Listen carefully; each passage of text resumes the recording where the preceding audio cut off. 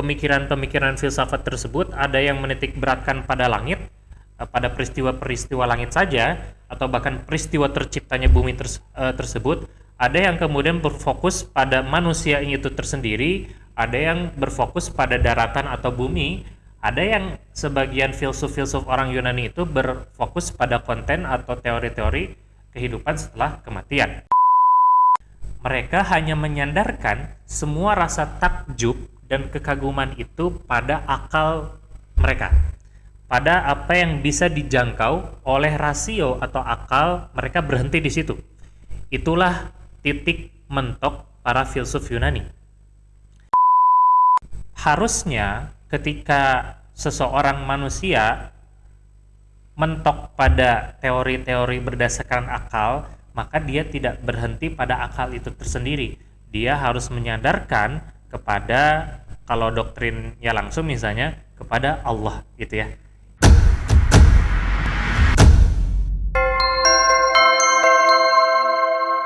Seorang muslim ketika mereka mentok pada segala hal dalam berpikir, maka mereka harus menyandarkannya kepada Allah. Itulah yang kemudian tidak dimiliki oleh orang-orang Yunani. Yang pertama, orang-orang Yunani itu, filsuf-filsuf Yunani tidak menggabungkan segala hal. Kalau dalam konteks akal itu ada namanya mengasosiasikan. Ada asosiasi, contoh konteks dunia nyata sekarang misalnya, ada asosiasi pengusaha muslim Indonesia, asosiasi pedagang, asosiasi mahasiswa, dan lain sebagainya. Kata asosiasi itu kan berarti mengelompokkan, menggabungkan setiap entitas-entitas dalam satu komunitas atau dalam satu media, forum atau ruang. Nah, para filsuf Yunani ketika mereka mulai berpikir langit, darat, bumi, manusia, ruh, bahkan binatang, materi, dan lain sebagainya, mereka tidak mampu untuk mengasosiasikan, mensinkronkan semua hal tersebut, sehingga mereka hanya berpikir partikular atau berpikir sebagian, berpikir satu saja, mikirin manusia saja. Nah, itu yang pertama tidak dimiliki oleh para filsuf sejauh apa yang saya pelajari sampai dengan saat ini melalui beberapa referensi. Kemudian yang kedua, tentu jelas mereka tidak menyadarkannya kepada zat yang maha ada, zat yang maha kuasa, yaitu Allah sendiri. Jadi pertama, mereka tidak mampu mengasosiasikan atau mensinkronkannya. Yang kedua adalah mereka tidak menyandarkan semua keadaan atau ketiadaan itu kepada Allah Subhanahu wa taala. Dalam hal ini kalau kita mempercayainya sebagai konsep keimanan. Kata kunci yang teman-teman harus tangkap adalah ketakjuban atau rasa kagum gitu ya. Jadi seseorang itu bisa berfilosofis atau bisa berfilsuf gitu ya, atau bahkan bisa disebut jadi seorang filsuf ketika mereka kagum atau takjub akan segala sesuatu hal. Even bahkan mereka kagum terhadap dirinya sendiri, maka dia mampu berfilosofis, dia mampu berargumentasi. Bentuk filosofis itu kan beda-beda, ada yang puitis, ada yang sastra gitu ya, menjadi seperti novel misalnya, atau apapun itu bentuk-bentuk sastra atau puisi tadi, atau bisa jadi orang berfilosofis itu dalam konten yang mungkin argumentatif, intelektual banget gitu sih bahasanya, diksi-diksinya sangat rumit dipahami. Nah, semua itu adalah karakter atau gaya dari setiap orang ketika mereka kagum atas sesuatu, kemudian mereka berfilosofis, berargumentasi atau berfilsafat gitu ya. Jadi kata kuncinya adalah kagum. Nah, kata kagum ini kita kaitkan kepada diri sendiri dulu misalnya. Apakah kita pernah satu waktu atau mungkin saat ini kagum akan seseorang misalnya, kepada lawan jenis, sebelum satu tokoh misalnya ya, kita contohkan saja dengan kondisi yang relate dengan Gen Z atau anak muda hari ini, kita kagum sama satu sosok, satu tokoh, katakanlah Gus Z gitu ya. Tapi kita tidak mengomentari pernikahannya dan lain sebagainya. Kita kagum terhadap tokohnya atau orangnya Gus Z, katakanlah seperti itu. Kemudian ketika kita kagum pada satu tokoh itu, kita mampu menjelaskan tokoh tersebut, mulai dari kepribadiannya, karakteristiknya, gantengnya, ilmunya, dan lain sebagainya. Kita mampu berargumentasi, Kita mengetahui latar belakang pendidikannya, kita mengetahui latar belakang keluarganya, kita mempelajari A, B, C, D, dan sebagainya. Ada orang yang kagum terhadap seseorang sampai bisa mendetailkan hal-hal seperti tadi, sehingga ketika dia mampu mendetailkan hal-hal seperti itu, lebih detail, lebih spesifik, kekagumannya dilandaskan kepada yang jelas, kepada yang sesuatu yang kuat gitu ya. Sebaliknya ada orang yang kagum itu karena atas dasar taklid atau doktrin. Dia hanya kagum pada tampilan fisik saja dan cuman itu si argumentasi itu alasan kenapa dia kagum. Saya kagum kepada Gus Z karena dia ganteng.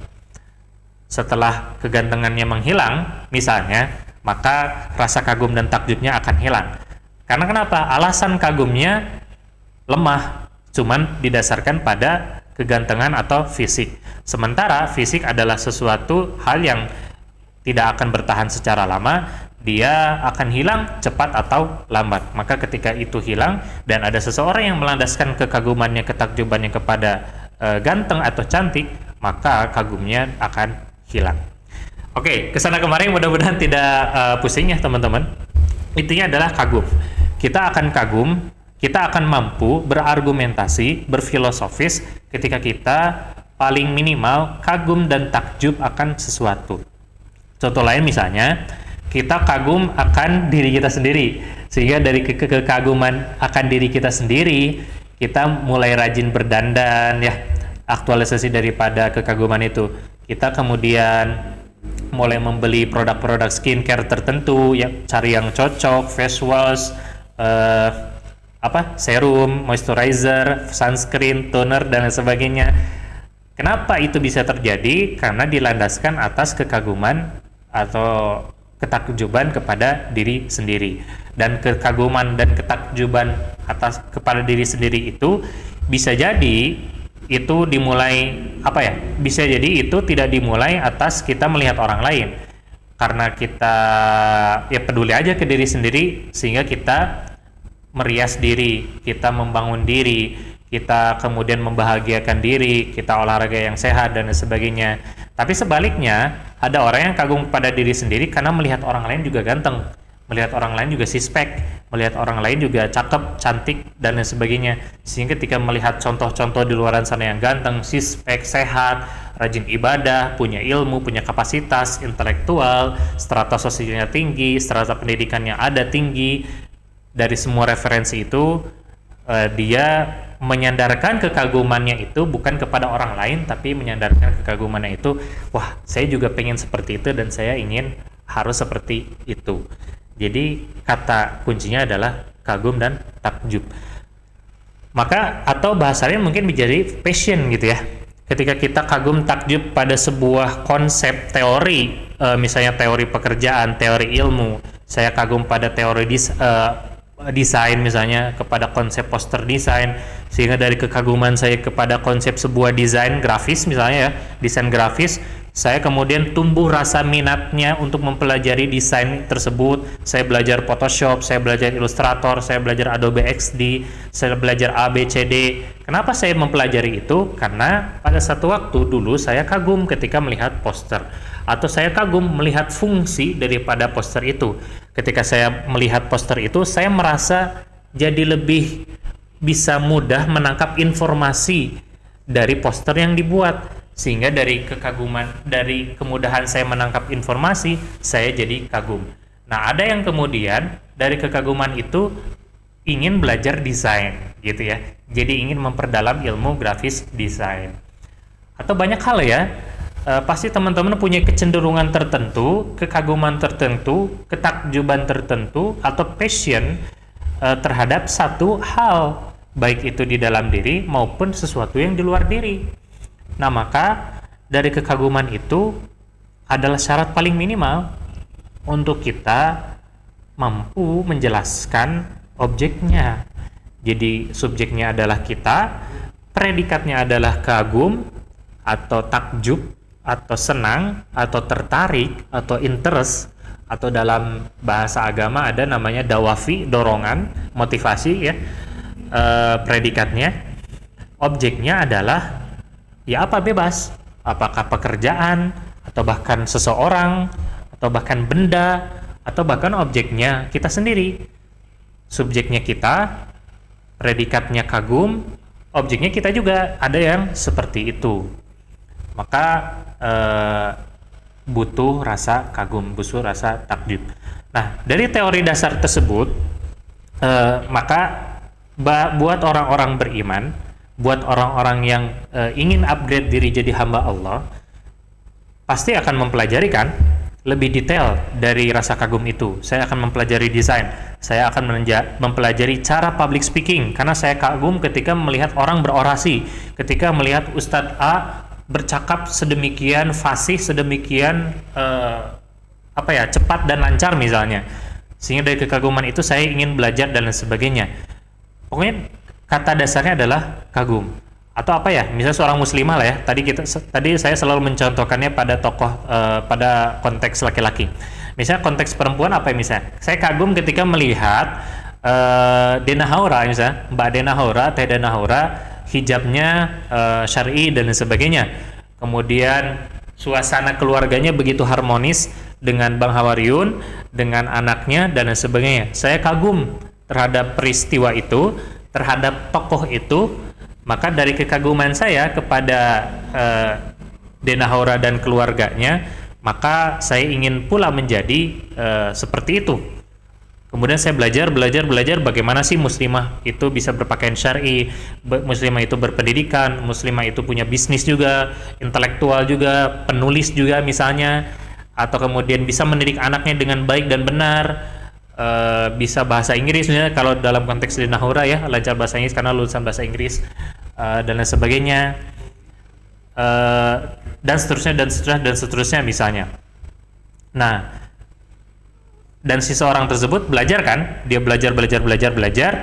Nah, buat orang-orang beriman itu harus menghadirkan Allah di dalamnya supaya tidak terjebak dengan filsuf Yunani tadi, tidak terjebak pada Socrates, Plato, Aristoteles dan lain sebagainya. Jadi hadirkan Allah.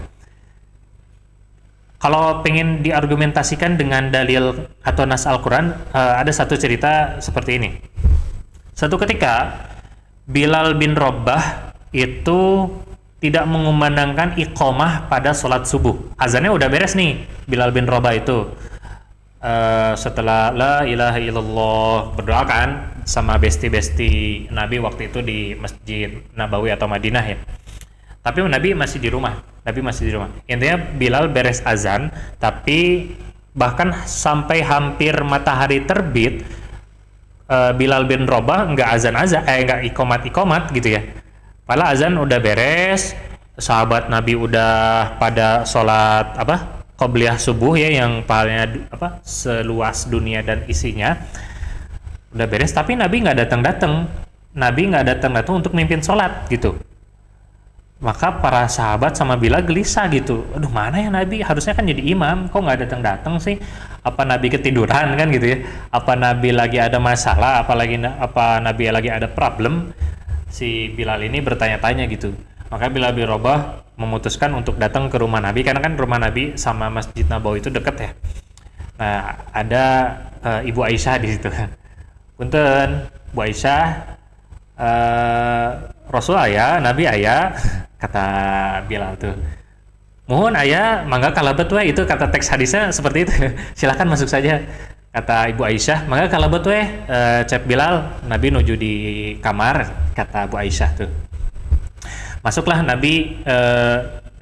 Bilal ke rumah Nabi. Nah, kemudian Bilal bertanya, wahai Rasul, wahai Nabi, kenapa engkau tidak datang ke Masjid Nabawi? Kami sudah lama menunggumu untuk kemudian memimpin salat subuh pada waktu itu kan ya. Ternyata pas dilihat sama Bilal, Nabi itu si matanya itu, kalau bekas nangis itu bahasanya, pokoknya bersimbab lah gitu ya, bekas nangis gitu mata Nabi itu. Ditanya, kenapa engkau wahai Nabi, kenapa wajahmu, kenapa engkau menangis dan lain sebagainya. Maka Nabi menjawab, aku baru saja mendapatkan wahyu, yaitu Al-Imran ayat 190 dan seterusnya, yang bunyinya inna fi khalqis samawati wal ard wa ikhtilafil laili wan nahar la ayatil liulil albab. alladzina yadhkuruna Allaha qiyaman wa qu'udan wa 'ala junubihim wa yatafakkaruna fi khalqis samawati wal ard rabbana ma khalaqta hadza batila subhanaka faqina adzabannar, dan seterusnya. Jadi Nabi kemudian mengomentari ayat ini. Kata Nabi, celakalah orang-orang yang mendengarkan atau bahkan menghafal ayat ini tapi dia tidak memahami atau tidak berpikir lebih lanjut terhadap ayat ini. Kita perhatiin terjemahan atau tafsir daripada ayat Al-Imran 190 ini. Inna fi khalqis samawati wal ard wa ikhtilafil laili wan nahar. Sesungguhnya di antara penciptaan langit dan bumi, penciptaan ya, itu berarti kata kerja, predikat. Berarti ada yang mengerjakannya, ada yang menciptakannya. Wati wal ard, langit dan bumi, ada waqtilafil laili wan nahar. Ada pergantian siang dan malam, ada perputaran, ada rotasi matahari, matahari terbit, matahari terbenam, berputar dan lain sebagainya. Waqtilafil laili wan nahar la ayatil liulil albab. Sesungguhnya itu adalah di antara tanda-tanda ayat-ayat buat orang-orang yang mau mikir. Nah, ternyata ayatnya kan nggak berhenti di situ. Sebagaimana tadi para filsuf-filsuf itu kan berpikir juga ya di langit dan di bumi. Mereka juga berpikir matahari.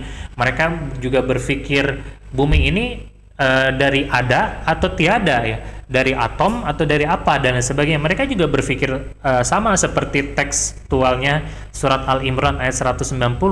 Mereka memikirkan penciptaan langit, awan, hujan, kemudian bumi ya beserta dengan isi-isinya, berarti dengan hewannya, dengan tanaman dan tumbuhannya.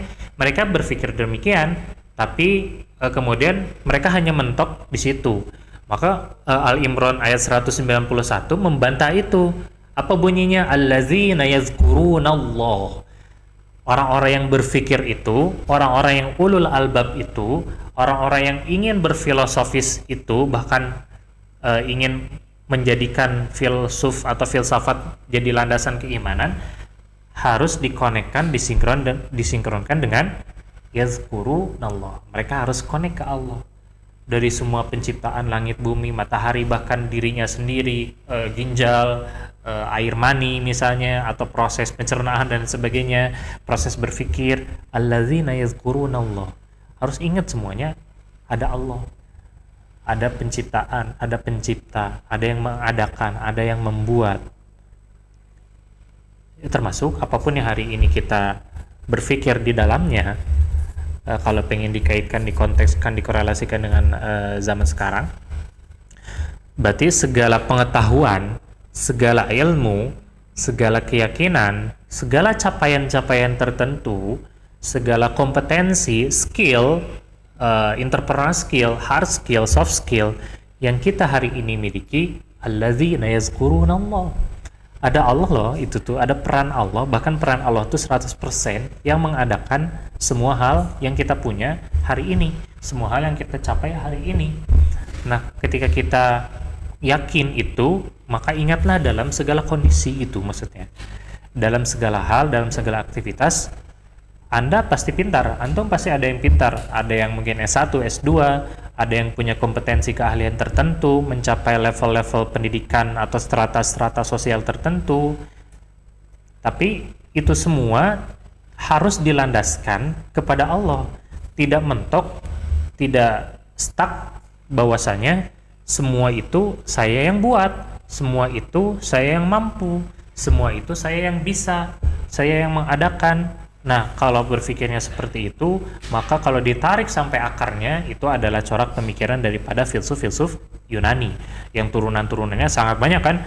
Ada individualis, ada materialis, ada sosialis, ada komunis, ada kapitalis, dan lain sebagainya.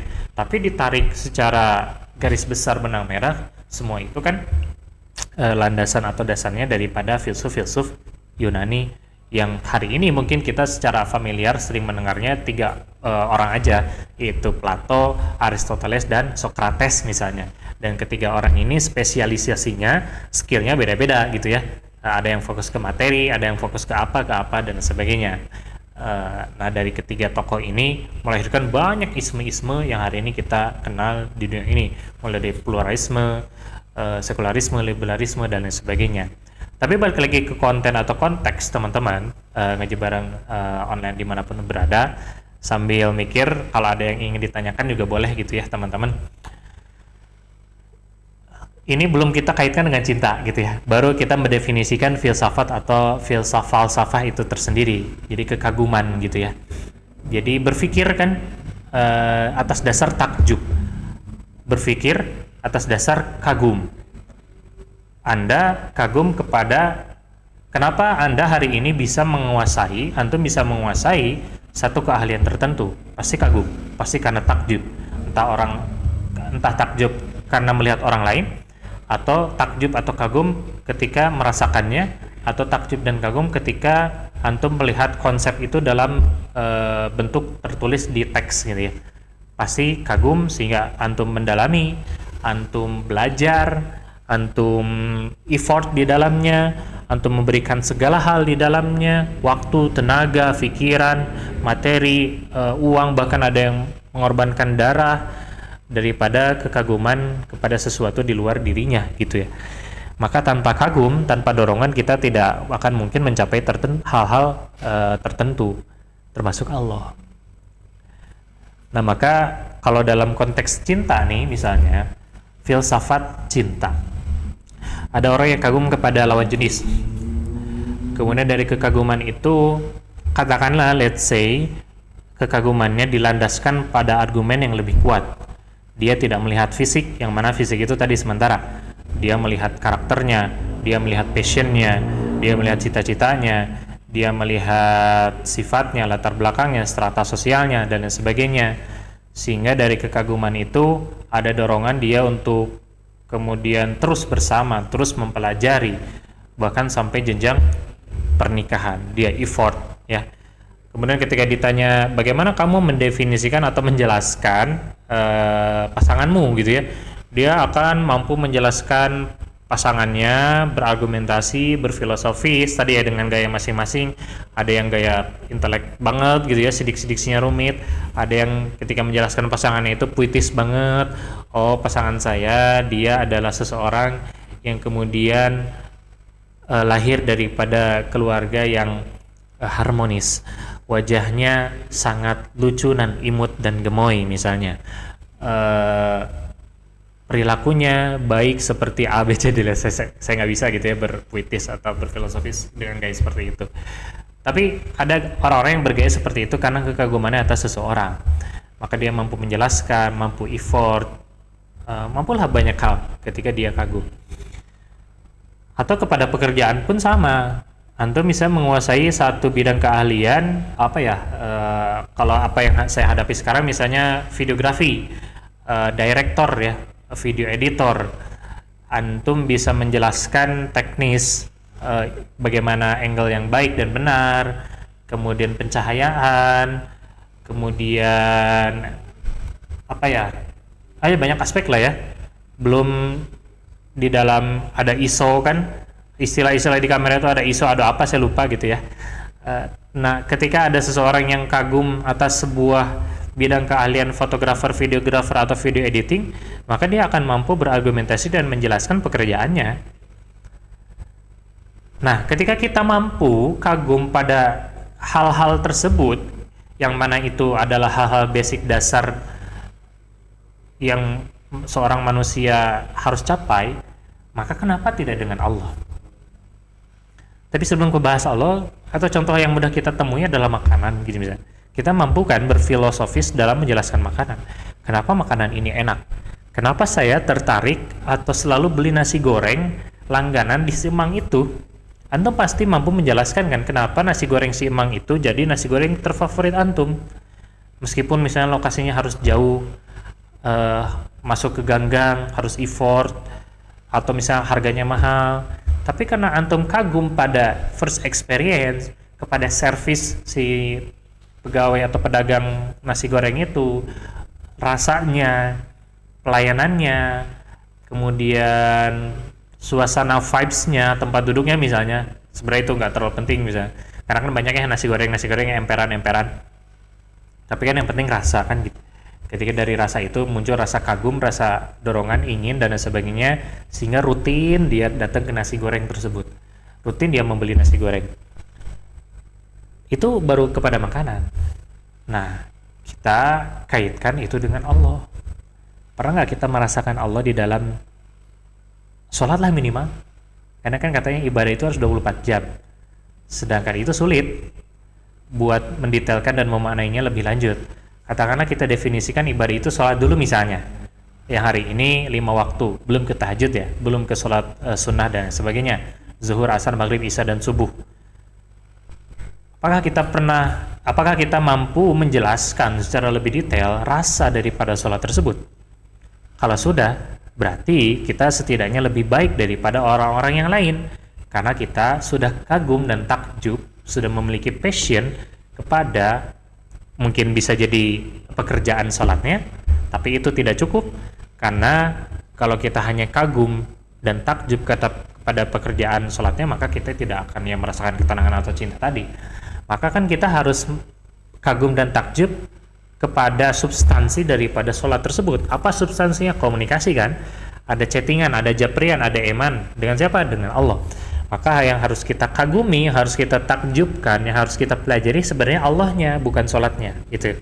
Nah, kadang orang terjebak ketika menjelaskan esensi, makna, hakikat, atau goals daripada sholat, dia tidak mampu. Karena yang dia dipelajari adalah pekerjaannya, sholatnya, zakatnya, saumnya, bukan Allahnya.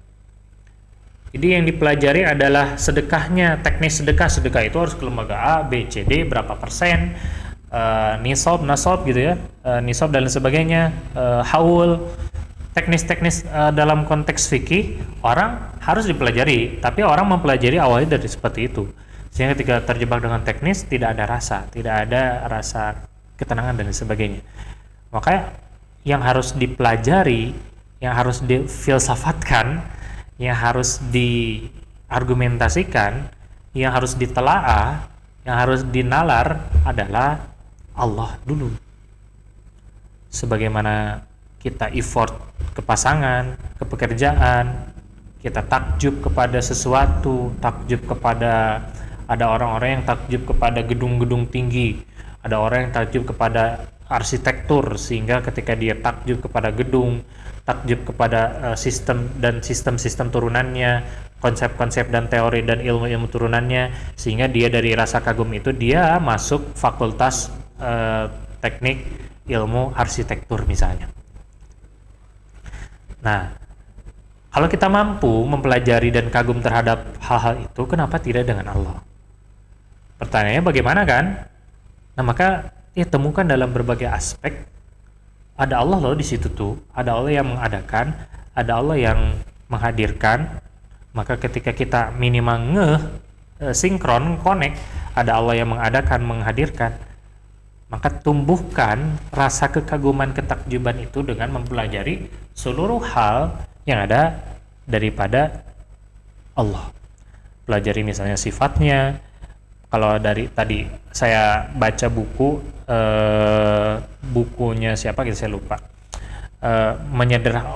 bukunya saya lupa, pokoknya buku filsafat juga.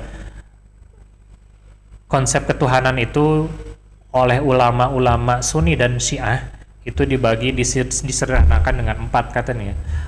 Mempelajari Allah maksudnya gitu ya, konsep ketuhanan itu dengan af'alnya, dengan zatnya, dengan sifatnya, dan dengan peribadatannya. Nah, maka bagaimana kita mempelajari Allah? Kalau menurut buku yang saya baca gitu ya, dan itu ulama-ulama Sunni menjelaskan, pelajari sifatnya, pelajari zatnya, pelajari af'alnya, pekerjaannya, af'al itu.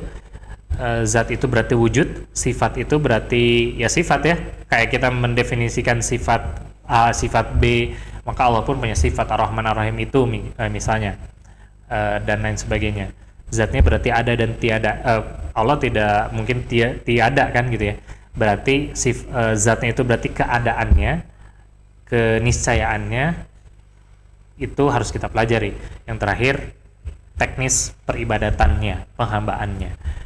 Itu konsep besar sih sebenarnya, tapi ulama memudahkan kalau pengen mengenal Allah, berfilsafat terhadap Allah, dan kata kunci atau kata pekerjaan dasarnya yang harus kagum dan takjub, setidaknya pelajari keempat ilmu itu.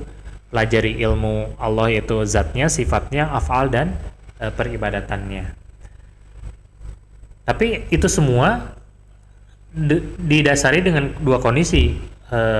Kadang ada yang kagum terlebih dahulu sehingga dia mempelajari keempat ilmu itu, atau sebaliknya dia belum muncul rasa takjub atau kagum, tapi dia baca-baca dulu deh, kagum hal lain gitu ya.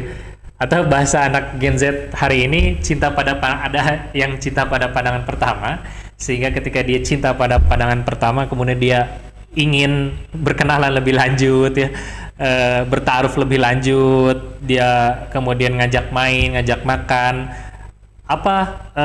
pada step awalnya cinta pada pandangan pertama kan. Tapi ada sebagian orang yang nggak perlu deh cinta-cinta, yang penting saya jalan dulu, yang penting saya makan dulu, yang penting kemudian saya ketemu dulu, saya ngobrol dulu, meskipun saya nggak punya keterikatan atau ketertarikan cinta, interest, passion, kagum, takjub, ya udah deh saya cobain aja dulu. Maksudnya cobain tuh jalan aja dulu gitu ya. Saya kenalan dulu, saya ngobrol dulu, saya elaborasi, eksplorasi pemahaman pemikirannya, kagum takjub belakangan deh gitu ya. Nah sama ini pun dengan Allah. Ada orang-orang yang demikian, ada yang cinta pada pandangan pertama kepada Allah, merasakan sifat-sifat atau zat-zat atau pekerjaan Allah itu terjadi atau dilihat oleh dirinya, sehingga dari cinta pada pandangan pertama atau pada rasa pertama Allah itu dia mulai mempelajari keempat ilmu-ilmu Allah, keempat ilmu untuk menuju Allah tadi. Ada yang seperti itu. Nah antum yang mana? Ketika antum ingin merasakan cinta kepada Allah, apakah saat ini sudah merasakan cinta, atau apakah antum sudah merasakan cinta pada pandangan atau rasa yang pertama kepada Allah? Antum diberi oksigen misalnya, dari diberi oksigen itu apakah antum merasakan cinta pada Allah? Kalau belum, oke, mungkin itu terlalu rumit gitu ya. Kan ada juga orang yang diberikan oksigen merasakan nikmatnya hidup, nikmatnya bangun tidur, nikmatnya udara segar, dia kemudian merasakan ini datang dari Allah.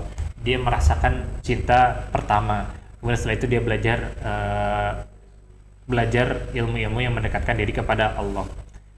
Ada yang seperti itu. Tapi ada juga yang memulainya cinta-cinta mah belakangan lah gitu ya. Sama seperti teori-teori manusia kan. Teori-teori cinta kepada manusia maksudnya. Cinta-cinta mah belakangan. Saya langsung aja belajar Allah itu esa kan, berarti zat misalnya, atau pekerjaan-pekerjaan Allah yang rububiyah, mulkiyah, atau uluhiyah dan sebagainya. Mereka mempelajari sifat-sifat Allah yang itu misalnya, atau mempelajari mempelajari tata cara teknis bagaimana sih menghamba dan ibadah kepada Allah. Ada orang yang kemudian langsung belajar seperti itu, dia tidak merasakan cinta dulu. Nah antum, kita yang mana? Kalau kita mampu melakukan itu kepada pekerjaan, kan gitu ada ya, ada orang yang melakukan pekerjaan tidak didasari dengan takjub, kagum dan cinta, yang penting gue coba-coba aja dulu, saya coba-coba aja dulu, saya buka laptop, saya buka aplikasi Photoshop, saya pelajari Excel, Word, padahal nggak ada interest ke situ, tapi karena ya saya buka-buka aja dulu, siapa tahu nanti kan suka kan gitu ya, suka Photoshop, suka Canva, suka ChatGPT, atau juga misalnya kalau konteks akademik misalnya, yaudah saya baca-baca aja dulu jurnal dari Sinta, dari website-website kampus-kampus lain luar kan gitu ya, baca-baca dulu jurnal, di scroll, lihat abstraknya, lihat latar belakang, daftar isi, meskipun nggak paham dan nggak butuh, yang penting saya baca-baca dulu gitu. Atau baca buku misalnya, meskipun nggak butuh-butuh amat, tapi saya maksain baca buku, misalnya ada buku nih banyak, baca Sirah Nabawiyah, baca misalnya Muslimah Sejati, atau baca Sahabat Nabi, baca buku-buku motivasi, padahal nggak butuh-butuh amat, tapi saya baca aja deh dulu. Ada kan orang yang berpikiran demikian, atau kita melakukan hal-hal seperti itu. Tapi juga sebaliknya tadi, saya harus belajar Photoshop nih karena ini adalah pekerjaan yang akan diminati di 10 tahun yang akan datang misalnya. Saya harus belajar AI karena AI itu luar biasa, dia mampu menjawab permasalahan atau menjawab solusi-solusi di internet dengan cepat. Dia mampu menyuguhkan data, meskipun kadang-kadang nggak akurat-akurat banget kan, si AI ini, kontekslah katakanlah ChatGPT atau Gemini. Saya harus belajar karena masa depan pekerjaan akan digantikan oleh AI. Karena itu saya harus belajar AI. Bagaimana sistem AI ini bekerja. Ketika saya takjub dengan AI, ketika AI mampu merubah misalnya sebuah foto menjadi bergerak, wah keren nih. Atau mampu, kalau orang-orang orang-orang yang wibu misalnya merubah si waifu-waifunya bisa bergerak gitu ya kan, ada anak-anak muda yang wibu ketika dia halu terhadap waifu itu tokoh idol di anime, dia kemudian menggunakan AI untuk menggerakkan tokoh fiksi di animenya sehingga si wibu ini bisa berpelukan dengan si tokoh fiksi atau waifunya. Nah, ada kan orang yang kagum, wah gimana kok bisa gitu, sehingga dia mempelajari AI. Dia bahkan sampai ada yang mempelajari bagaimana cara membuat AI kan gitu.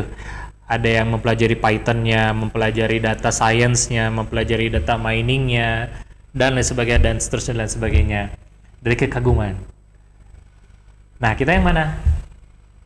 Hanya ada dua kutub, hanya ada dua kubu untuk mempelajari Allah. Rasakan takjub kagum dulu, atau ya nggak perlu kagum takjub, ya nggak apa-apa, tapi harus ada keinginan dan keyakinan bahwa kita harus mendekati atau mempelajari Allah.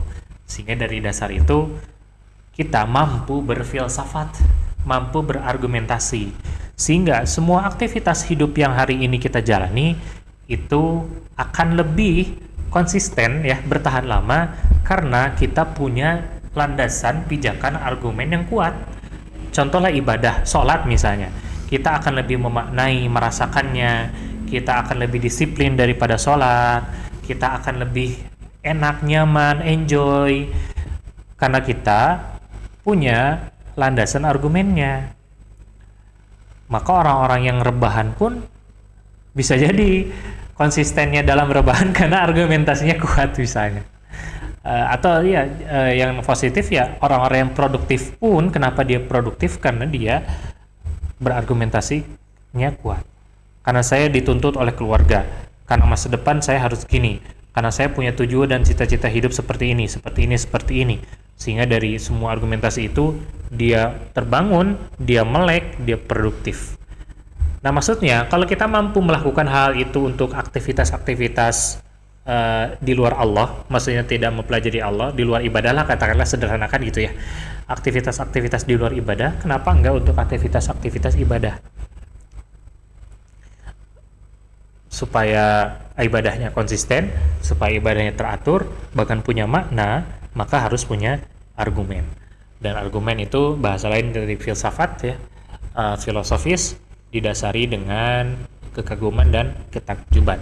Dari kekaguman dan ketakjuban itu muncul ikhtiar untuk seseorang untuk belajar, mengilmui, menambah pengetahuan, menambah wawasan. Dan ketika dia mengilmui, menambah pengetahuan, menambah wawasan, mendapatkan semua itu, bahkan mentok dalam semua pencapaian-pencapaian itu, sandarkan kepada alladzina yadhkurunallaha qiyaman wa qu'udan wa 'ala junubihim wa yatafakkaruna fi khalqis samawati wal ardh, dan seterusnya dan sebagainya. Nah, dalam Quran setidaknya kita secara umum ya, Quran menggambarkan di surat Az-Zariyat ayat 20 sampai 22 harus mengilmui 3 hal. Saya buka ya, karena saya tidak hafal ayatnya secara bahasa Arabnya. Tapi secara rangkumannya, kata Quran, kita harus mengilmui 3 hal. Apa yang ada di langit, apa yang ada di diri, dan apa yang ada di bumi atau daratan. Di surat Az-Zariyat ayat 20, 51 ya, Az-Zariyat ayat 20 sampai 22. Kalau di ayat 21-nya saya hafal. Wa fi anfusikum afalat tubsirun. Nah, ayat 20-nya wa fil ardi ayatul lil muqinin, dan di bumi terdapat tanda-tanda kebesaran Allah bagi orang-orang yang yakin dan berfikir. Yang kedua, berarti yang pertama kita harus berfikir di dalam konteks bumi, berarti segala hal yang ada di bumi harus kita pelajari. Apa itu? Berarti tanaman, tumbuhan misalnya, ilmu sosiologi kemasyarakatan, ilmu psikologi yang ada di bumi lah ya intinya, atau udara ya, atau arsitektur, itu kan wafil ard ya, dan di bumi terdapat tanda-tanda kebesaran Allah. Yang kedua, wafi anfusikum afala tubsirun, kita juga harus belajar apa yang ada di dalam diri kita sendiri, entah itu ruh, entah itu jiwa, entah itu misalnya aspek biologis, aspek psikologis di dalam diri kita, dan lain sebagainya. Yang ketiga, wafis sama iris hukum wa ma tu'adun, dan di langit terdapat sebab-sebab rezekimu dan apa yang dijanjikan kepadamu. Nah, ada ulama yang menyederhanakan, kita wajib mempelajari 3 hal ini, apa yang ada di langit, apa yang ada di diri, kalau urutan ayatnya, apa yang ada di bumi, apa yang ada di diri, dan apa yang ada di langit. Nah, di langit itu kan banyak kan gitu ya. Sebenarnya ayat 22 itu semua aspek-aspek mistik, aspek-aspek gaib itu diwakili dengan ayat 22 ya. Jadi aspek metafisik ya, aspek non fisik, aspek yang gaib yang tidak terlihat itu diwakili dengan wafis sama iris hukum wa ma tu'adun. Pelajari semua itu, pelajari hidup setelah kematian, maksudnya setelah dikubur ya. Pelajari pahala dan dosa, pelajari Allah tadi ya, pelajari banyaklah konsep-konsep metafisik atau non fisik atau gaib itu. Terus yang nyata, yang fisik itu diwakili dengan ayat 20 wafil ardi ayatul lil mukinin, dan diri kita sendiri diwakili dengan ayat 21. Nah, berfilsafatlah, berilmulah dalam ketiga hal itu sehingga kita mampu menjadi orang-orang yang bahagia pada akhirnya. Itu kurang lebih panjang lebar menjelaskan filsafat cinta gitu ya. Kita tidak dulu mendefinisikan cintanya, tapi kita lebih banyak mendefinisikan filsafat itunya tersendiri.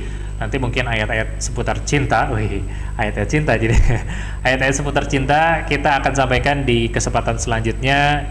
Kalau saya mungkin akan menyampaikan di konteks surat At-Taubah ayat 24 kalau tidak salah, untuk mendefinisikan cinta melalui perspektif Buya Hamka dalam tafsirnya Al-Azhar. Itu mungkin barangkali ada diskusi atau pertanyaan, kita buka sesi tanya jawab. Mudah-mudahan teman-teman bisa menanyakan, mengkonfirmasi banyak hal. Terima kasih. Kita cukupkan, kita akhiri dulu. Kita buka sesi diskusi. Wassalamualaikum warahmatullahi wabarakatuh. Dan sambil menunggu teman-teman mengetik atau bertanya, jangan lupa buat follow Instagram @kitangajibareng dan @OneUmmahMovement ya, dan juga seluruh kanal media sosialnya baik YouTube dan TikTok ya, One Ummah Movement atau Kita Ngaji Bareng, karena di sana akan banyak kemudian program dan kegiatan yang menarik buat teman-teman ikutin, baik itu secara daring maupun luring, offline atau online. Jadi teman-teman bisa kepoin Instagramnya @kitangajibareng. Sebentar, kita itu harus memikirkan apa yang ada di dunia, apa yang ada di dalam diri, dan apa yang di langit. Ya, itu tadi di surat Az-Zariyat ya, ayat 20 sampai 22 ya, surat Az-Zariyat 51. Secara konsep umum gitu. Jadi urutannya, maksudnya ayat 20, 21, 22 itu gini, yang bertanya pasti ini kemungkinan besar perempuan gitu ya, wallahu alam lah. Wa fil ardi ayatul lil mukinin, dan di bumi terdapat tanda-tanda kebesaran Allah bagi orang-orang yang yakin.